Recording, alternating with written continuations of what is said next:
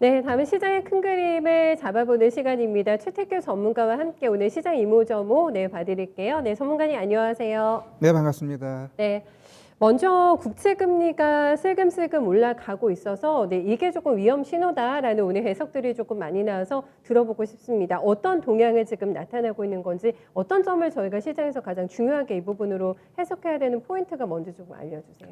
네, 일단 우리 국채 금리가 상승하는 이 부분은 결국 시장이 이제는 많이 듣던 이제 테이퍼링, 금리 인상 이러한 것에 대해서 준비를 하라라고 이제 시그널이 자꾸 나오는 겁니다.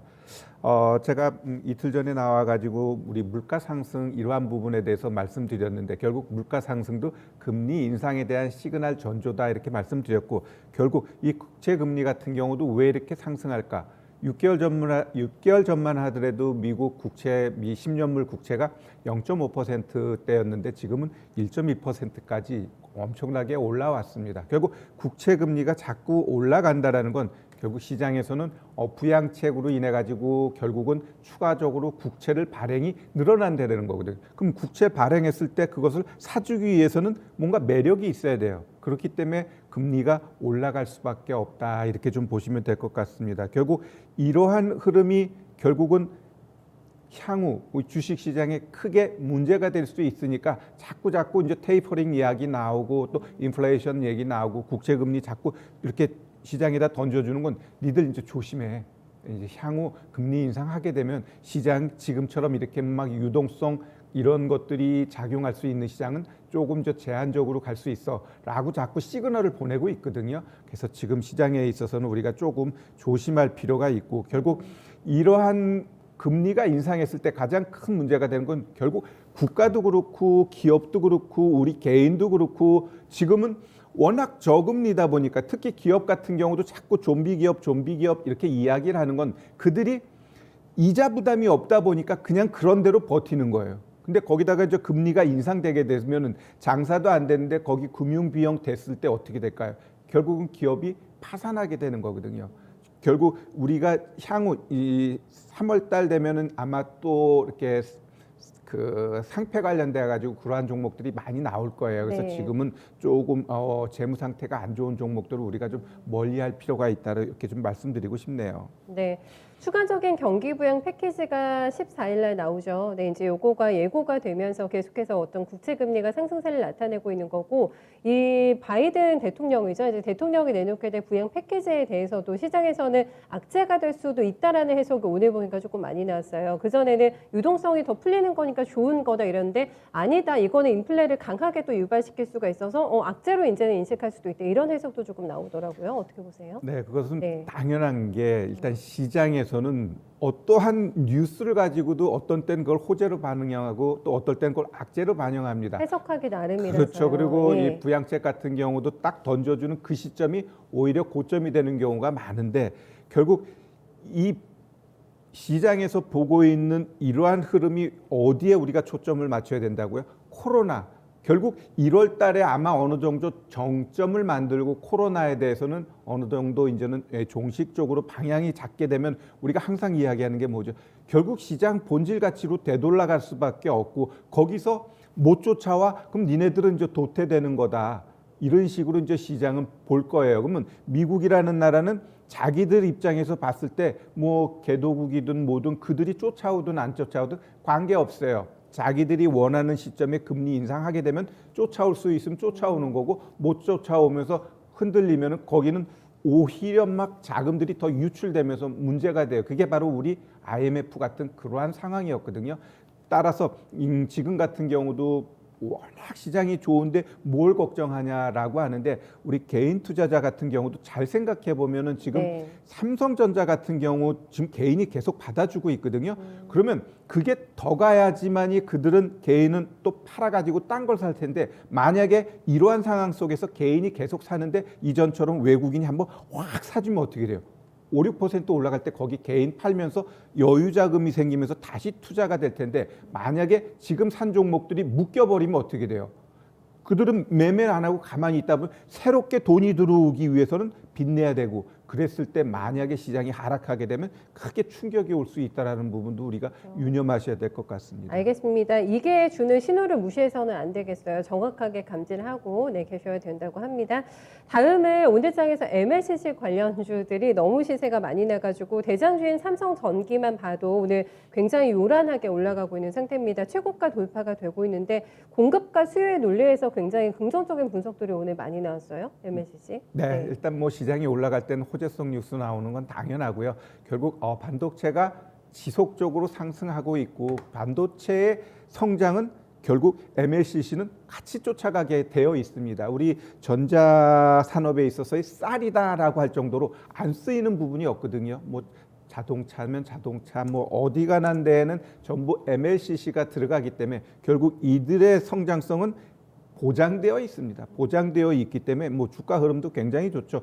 일단 뭐 과연 그렇다고 하면 이 삼성전기 여기서 더 쫓아가야 될 거냐라고 했을 때 우리가 항상 봐야 될 부분은 윗꼬리가 크게 달려버리면은 그건 좀 조심해야 돼요. 그래서 오늘 이 종목이 어떻게 끝나느냐, 윗꼬리하고 몸통하고 거의 뭐 절반이면 어느 정도 추가적인 상승 나올 수 있지만 윗꼬리가 너무 길어버리면은 조심할 필요 있다, 이렇게 좀 말씀드리고 싶습니다. 또한 제가 그 휴대폰 부품 중에서 또 아모텍 종목 이야기 많이 했죠. 저는 일단 휴대폰 부품 얘기할 때 한 가지, 휴대폰만 갖고 있는 기업은 잘 못 가요. 결국 휴대폰 부품 플러스 아모텍 같은 경우 MLCC라는 장착이 된 카드가 있기 때문에 얘가 차트 보면은 엄청나게 올라가는데 이제 조심해야 됩니다. 이 차트 흐름 보면 여기 보셔요. 윗꼬리 달고 음봉, 윗꼬리 달고 또 갭 떠놓고 음봉, 오늘도 윗꼬리 달. 그러면은 이러한 종목은 여기서는 엄청나게 매물대가 있다. 너 4만 원만 넘어가면 너는 무조건 매도야. 그러니까 여기서 신규 매수는 절대 안 되는 겁니다. 시장이 다시 계속해서 가더라도 제가 봤을 땐 이 종목은 이제는 이 11 이평선 이것을 깨는 그러한 모양새가 나오면 몸을 뚝뚝뚝뚝 떨어져요. 제가 이 아모텍은 잘 아는데 올라갈 때 잘 가는데 또 한번 빠지면서 조정 들어오게 되면 몇 달씩 또 깊게 조정 주니까 지금 자리에서는 이젠 좀 조심할 필요가 있지 않나 이렇게 보여지네요. 네, 그렇다면 지금 전장용에 대해서 이재용 부회장이 직접 챙길 정도로 굉장히 각별한 또 애정을 가지고 있고 동력으로 삼겠다라는 거를 여러 번 언급하지 않았겠습니까? 전장용하고 지금 굉장히 여러 곳에 들어가기 때문에 가장 마진율이 높고 단가도 높고 기술력이 높은 게 전장 쪽으로 알고 있거든요. 여기에서 핵심 종목은 뭘 봐야 될까요?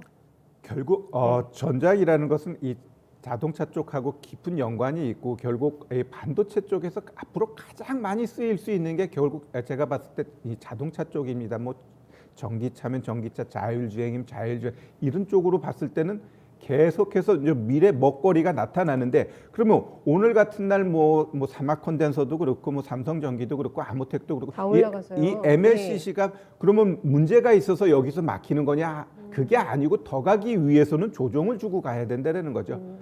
뭐 나빠서가 아니라 결국은 그 주식이라는 건 싸게 사서 비싸게 팔아야 되는 거니까 결국은 지금은 어느 정도 고점에서 자꾸 매도 물량이 나온다는 건 가기 어렵다라는 거거든요. 그렇다고 하면 좀 조정을 기다렸다가 다시 매수하는 게 좀 바람직하지 않나 이렇게 보여지네요. 알겠습니다. 그런 얘기였다고 합니다. 지금 안 좋다라는 게 아니라 워낙에 업황이 호황이잖아요. 따라잡는 것보다는 눌림목 구간의 공략 이 부분을 포인트로 기억해 두시면 될 것 같고요. 다음 저희 내일에 대한 준비도 조금 큰 그림을 그려보는 차원에서 준비할 것 같은데 올해 첫 옵션 만기인데 약간 부정적인 전망들이 증권사에서 많이 나오고 있고 만기 이후로 변곡점이 시장에 나올까 이 부분도 저희가 알아봐야 될 체크포인트 될 것 같거든요. 네, 일단 뭐 옵션 만기일 이 부분에 있어서는 최근에 뭐 외국인이 엄청나게 선물 쪽에서 매도를 하고 있지만 잘 보면은 외국인 기관 같은 경우 우리는 증권사만 보자고요. 금융투자. 네. 그들하고 외국인들 보면은 결국 현물 쪽에서 굉장히 매매를 많이 하지 선물 쪽은 조금 등한시했어요. 그래서 이번 옵션 만기일 같은 경우는 크게 변동성을 줄 것 같지는 저는 않다라고 봅니다. 현물 쪽에서 움직임이 계속 나타났기 때문에. 근데 최근의 흐름 보면은 엄청나게 뭐 삼성전자, 현대차 할 것 없이 좀 큰 종목들이 시장을 왜곡하면서 올리고 상승 종목이 좀 많이 줄어들었잖아요. 그게 일단 제가 봤을 때 어느 정도 단기 고점이 나왔다고 봐요. 그러면 여기서 시장이 더 가기 위해서는 아마 이제 공매도에 대한 방향이 나와야 될 것 같습니다. 만약에 지금 공매도에 대한 방향이 없다 보면 결국 큰 손들은 조금 이제 뒷짐지고 좀 관망하는 분위기로 갈 것 같고요. 그러면 여기서 삼성전자, 현대차 이런 애들이 더 갈 수 있느냐 했을 때 제가 봤을 때 차트 흐름만 보더라도 추가적으로 가기에는 어려워요. 그러면은 지수는 좀 잡혀 있고 결국 종목별 장세가 나타나면서 오늘처럼 뭐 삼성전기가 급등하듯이 아마 종목들이 좀 움직임이 나타나는데 제가 항상 이야기하죠. 뭐 소외된 가치주 좀 보자 이렇게 좀 말씀드리는데 오늘 종목 하나 정도 또 보면 우리 롯데쇼핑이라는 종목도 보면은 네. 롯데그룹 워낙 일본과의 관계 막 이런 거로 인해서 많은 어찌 보면은 멀리 둬야 되는데 본데 지금 차트 흐름 보면 어때? 계단식으로 아주 예쁘게 쭉쭉쭉쭉쭉쭉 올라가고 있죠. 결국 소외주들의 움직임이 이렇게 나타나고 있는 겁니다. 그래서 이들 쪽 섹터를 우리가 좀 관심 갖고 올 한해는 볼 필요가 있고 결국 대형주 쪽에서 콱 막혀버리면 이들 섹터가 움직일 가능성은 더 높다라고 보시면 될 것 같고요. 뭐 하나 더 보면은 제가 계속해서 강조했던 현대건설도 마찬가지입니다. 많이 올랐어요. 오늘 네. 뭐 갭도 놓고 음봉 나왔지만 네. 이들 섹터 이제 조정 좀 나오면 어떤가요? 1주, 2주 조정 나올 때 지켜줘야 될 이평선 지켜주게 되면 또 가게 되어 있다라고 저는 보고 있습니다. 그래서 이렇게 좀 소외됐던 이들 종목들이 바닥에서 올라오고 조정 줄 때 그런 자리를 잘 찾아서 매매하는 게 남은 시간 어찌 보면은 내 계좌를 위해서 좋은 종목들이 될 수 있다 이렇게 말씀드립니다. 네, 뛰는 선수들만 계속 또 뛸 수는 없기 때문에 조금 더 기회가 올 거라고 합니다. 조연급의 종목들, 그러니까 낙폭과대주 쪽도 조금 더 만기 이후에 예의주시해서 보셔야 되겠어요. 큰 그림 어떻게 그려볼까요?